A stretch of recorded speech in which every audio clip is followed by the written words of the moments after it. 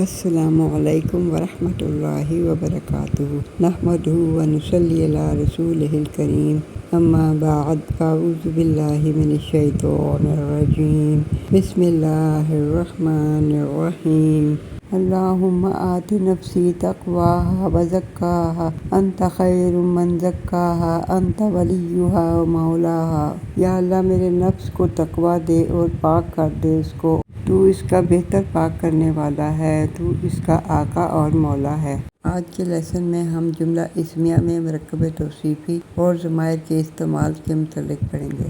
ہم یہ پہلے پڑھ چکے ہیں کہ مرکب توصیفی سے جملہ اسمیہ کیسے بنایا جاتا ہے، لیکن آج ہم اس میں تھوڑی سی اور ڈیٹیل پڑھیں گے، جس میں ہم یہ دیکھیں گے کہ جملہ اسمیہ میں مرکب توصیفی کو کیسے استعمال کیا جاتا ہے۔ جملہ اسمیہ مرکب توصیفی سے اگر شروع ہو رہا ہو تو موصوف جو ہے مبتدا کے طور پر آتا ہے۔ اس کو ہم مثالوں کے ذریعے سمجھنے کی کوشش کرتے ہیں۔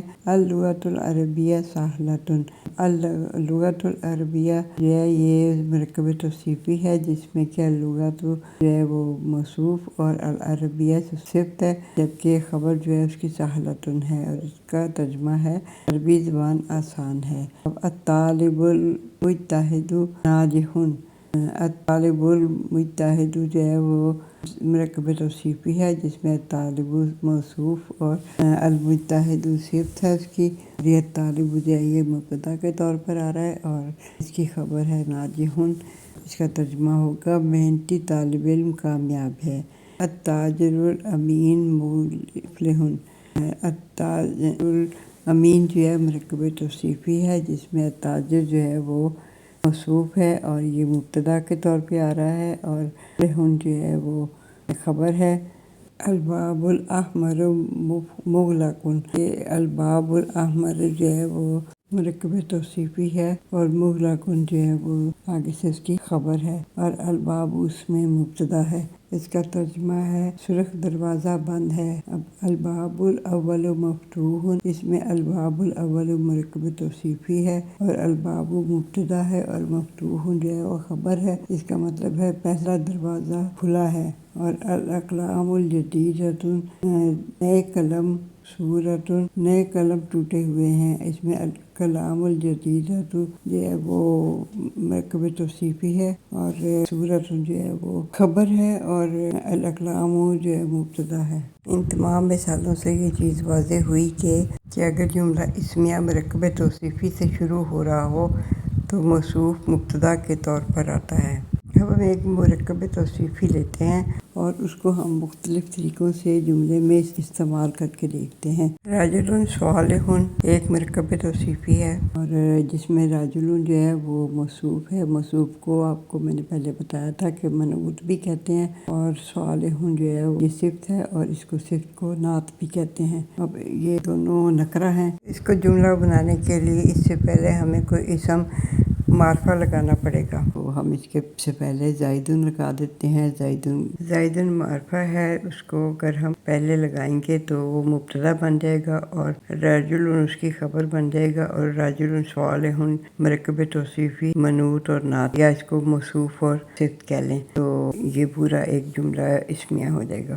زید نیک آدمی ہے۔ اب ہم رجل صالح کو معرفہ بنا کے تو پھر دیکھتے ہیں، تو اگر الرجل صالح سے پہلے اگر ہم ایک معرفہ اسم لگائیں مثلاً زیدن، تو اس کو جملے کو مکمل کرنے کے لیے ہمیں ایک منفصل ضمیر جو ہے نا وہ لانی پڑے گی۔ تو ہم یہاں پہ ہوا کی ضمیر لاتے ہیں، تو زیدن هو الرجل الصالح، تو اس طرح سے یہ جملہ مکمل ہو جاتا ہے، اور اس کے ساتھ اس میں حصر کا معنی بھی پیدا ہو جاتا ہے۔ یہ ہوگا کہ زیدن مبتدا ہو جائے گا اور الرجل اس کی خبر بن جائے گا۔ پورا جملہ بنے گا زیدن هو الرجل الصالح، کا ترجمہ ہوگا زید ہی نیک آدمی ہے۔ اب ایک اور ہم مثال سے دیکھتے ہیں۔ ہم رجل صالح جو ہے وہ نکرہ لے لیتے ہیں، اور اس سے پہلے اگر ہم لگا دیں جار مجرور کے لیے ہم ایک لفظ چوز کرتے ہیں فی البیت، اور جار مجرور آپ کو پتہ ہے کہ شبہ جملہ بھی ہوتا ہے، اور یہ کہ شبہ جملہ یا جار مجرور جو ہے ہے وہ خبر ہوتی ہے، مبتدا نہیں ہوتا، تو یہ لیکن چونکہ پہلے آ رہا ہے تو اس کو ہم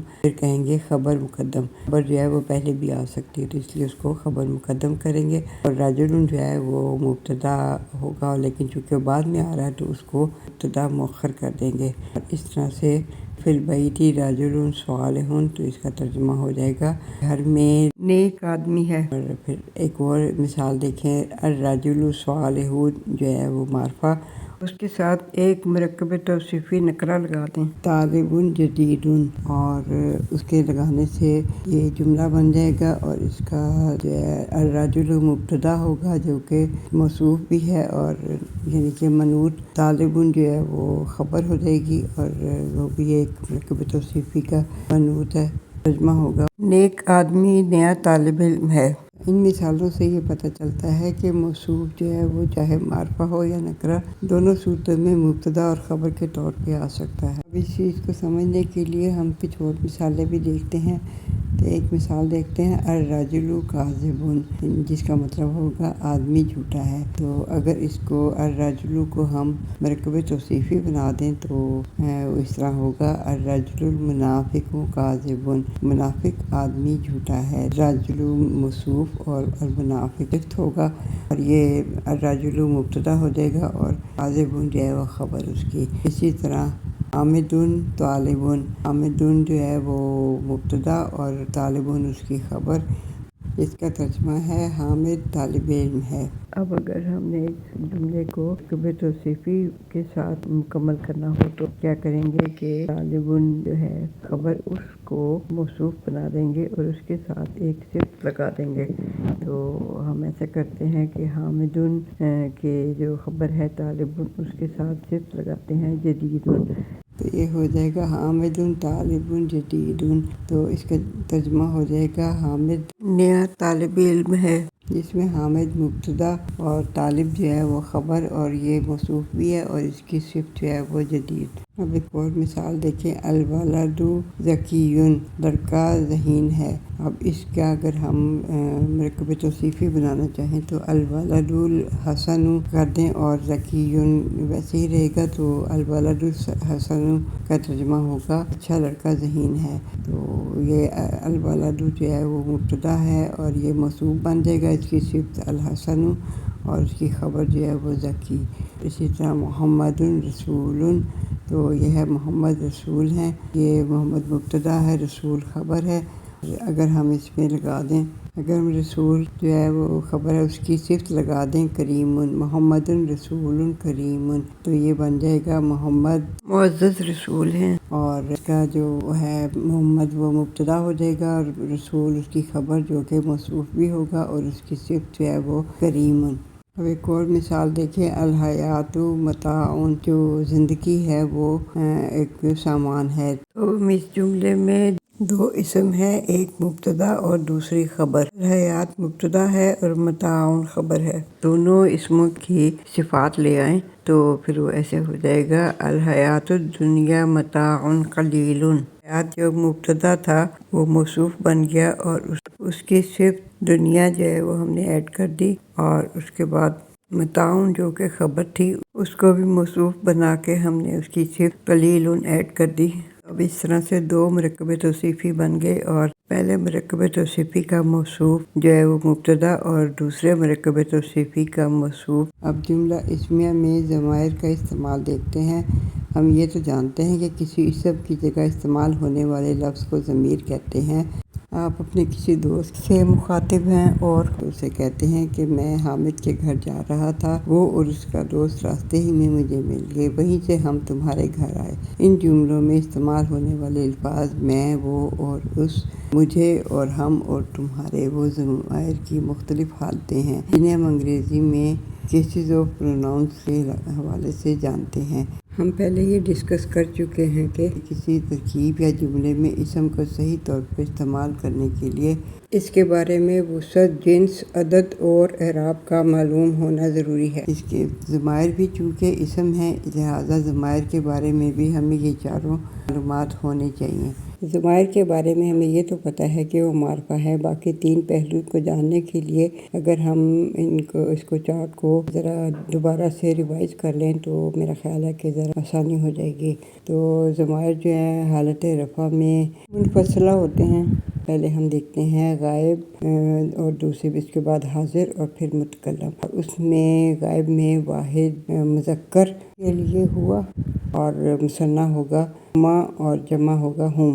اسی طرح مؤنث کے لیے واحد کے لیے ہیا، مثنیٰ مؤنث جو ہے وہ ہما اور جمع کے لیے ہنہ۔ حاضر کے لیے واحد مذکر کے لیے انتا اور مثنیٰ کے لیے انتما اور جمع کے لیے انتم۔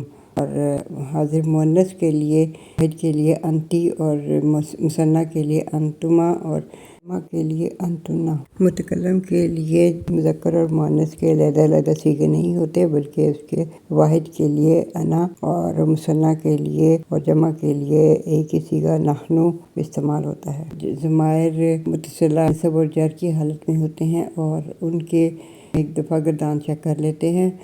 غائب کے لیے واحد مذکر کے لیے ہو اور مثنیٰ کے لیے ہما اور جمع کے لیے ہنہ، اور مؤنث کے لیے ہا اور مثنیٰ کے لیے ہما، جمع کے لیے ہنہ، اور حاضر کے لیے واحد مذکر کے لیے کا، مثنیٰ کے لیے کما اور جمع کے لیے کنہ، اور مؤنث واحد کے لیے کی اور مثنیٰ کے لیے کما اور جمع کے لیے کنہ، اور متکلم کے لیے مذکر اور مؤنث کے لیے ایک ہی صیغہ ہوگا جو کہ واحد کے لیے یا اور جمع کے لیے نا۔ ابھی جو ہم نے 2 چارٹ دیکھے اس میں جو پہلا چارٹ تھا وہ ضمائر منفصلہ بھی کہلاتے ہیں، اس لیے کہ وہ فاصلے سے آنے والی ضمیریں ہیں۔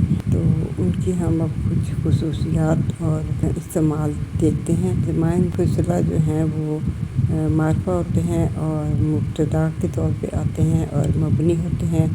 مبنی کا مطلب ہے حالت رفع ہی ہوتی ہے یا ایک ہی حالت ہوتی ہے، نصب و جر نہیں ہوتی، تینوں حالتوں میں ایک ہی کنڈیشن رہتی ہے، اور وہ مرفوع ہوتے ہیں، منفصلہ ہوتے ہیں، یعنی فاصلے سے آتے ہیں۔ مثال اس کی ہم دیکھ لیتے ہیں، ہوا رجل صالح۔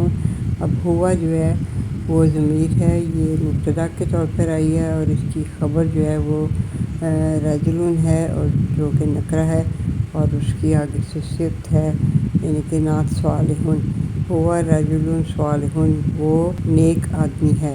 اب ہنہ نساء صالحات، اس میں ہنہ جو ہے وہ مؤنث کے لیے آتا ہے اور یہ بھی مبتدا بن کے آ رہا ہے، اور اس کے ساتھ نساء خبر جو کہ نکرہ میں ہے اور اس کے ساتھ اس کی صفت ہے صالحات۔ ترجمہ اس کا ہوگا وہ نیک عورتیں ہیں۔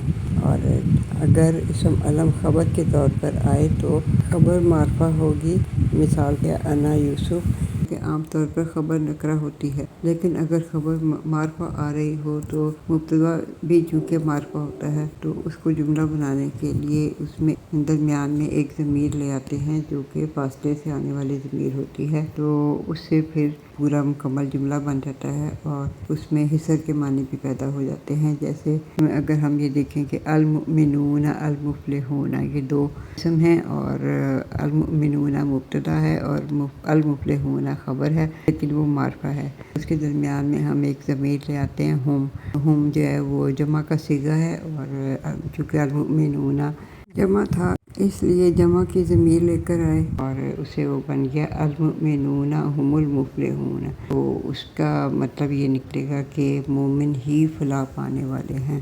ہم ضمائر منصوبہ اور مجرورہ کی خصوصیات دیکھتے ہیں۔ یہ متصلہ ہوتے ہیں اور معرفہ ہوتے ہیں، مضاف الیہ بن کے آتے ہیں اور مبنی ہوتے ہیں، اور نصب کی حالت میں یا جر کی حالت میں ہوتے ہیں اور متصلہ ہوتے ہیں۔ ضمائر متصلہ کا استعمال، ضمائر متصلہ کا استعمال کلمے کی ہر قسم کے ساتھ ہوتا ہے۔ تو یہاں پہ ہم 2 مثالیں بیان کریں گے۔ نمبر 1، اسم کے ساتھ مل کر یہ مرکب اضافی بن جاتا ہے، جیسے کہ کتاب کے ساتھ ہو لگائیں تو کتاب جو ہے مضاف ہوتا ہے اور ہو جو ہے مضاف الیہ بن جاتا ہے اور یہ مرکب اضافی بنتا ہے کتاب ہو، اس کا ترجمہ ہوتا ہے اس کی کتاب۔